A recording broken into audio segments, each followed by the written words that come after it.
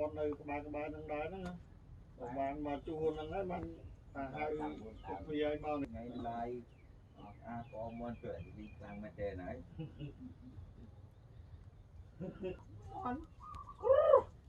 con gì lâm lạnh thôi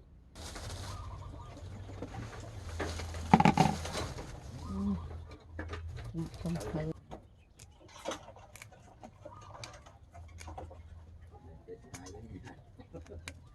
mình cứ chán là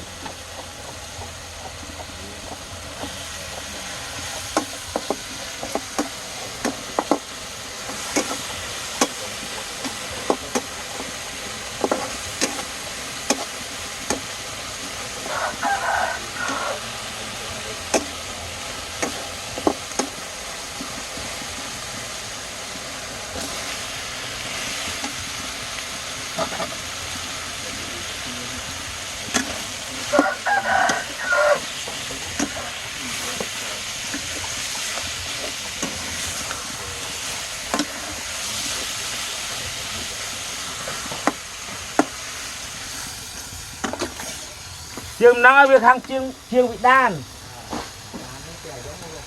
ba đó này chiêng bị đan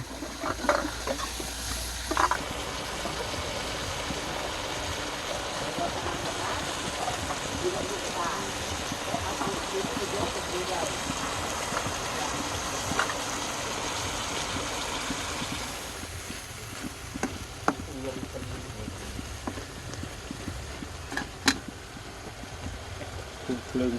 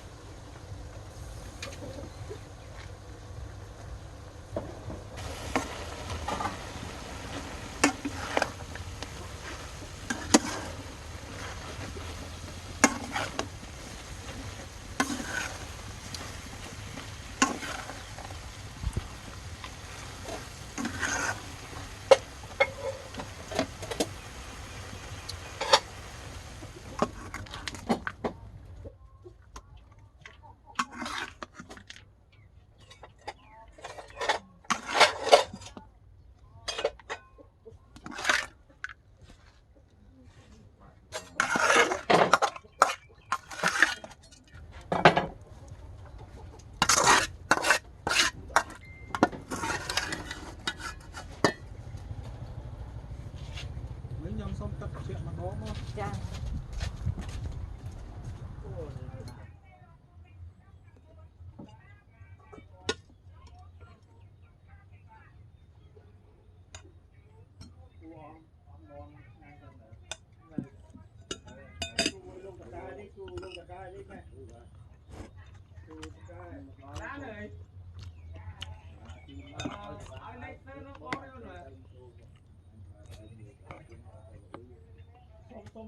một tên mà chán đó lại đi Đâu đó, không có nào. Cho căng cho khang đi mông đây à. Ai. Mình lái. Sạch trong một ba thì đập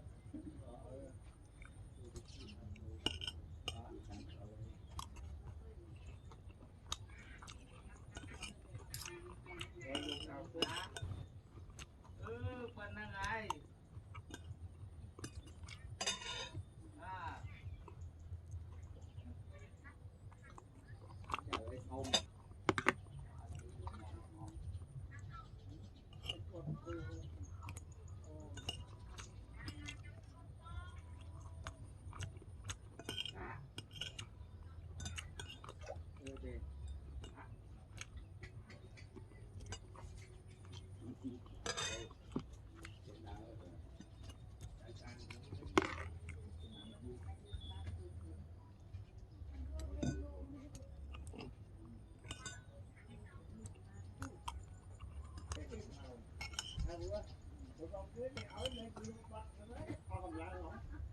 một người hết chúng ta một thợ luôn còn luôn á luôn lên vô lưới lên lên đỡ đó rồi cái chúng ta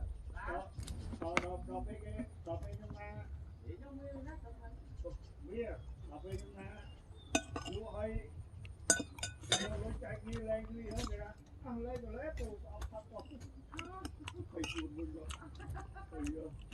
phải lên mình rồi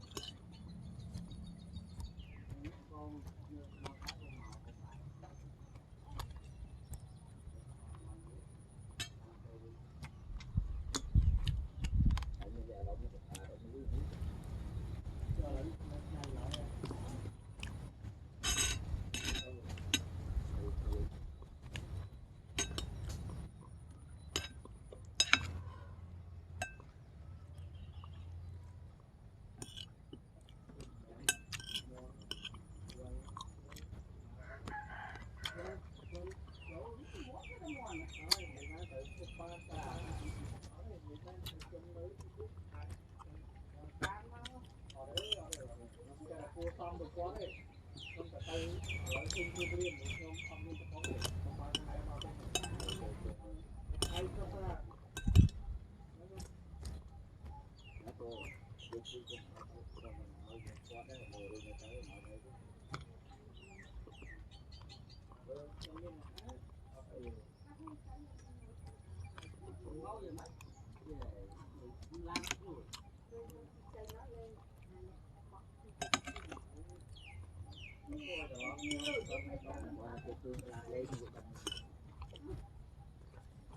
Riêng đại cái vô con mà thấy có rất lúa rồi.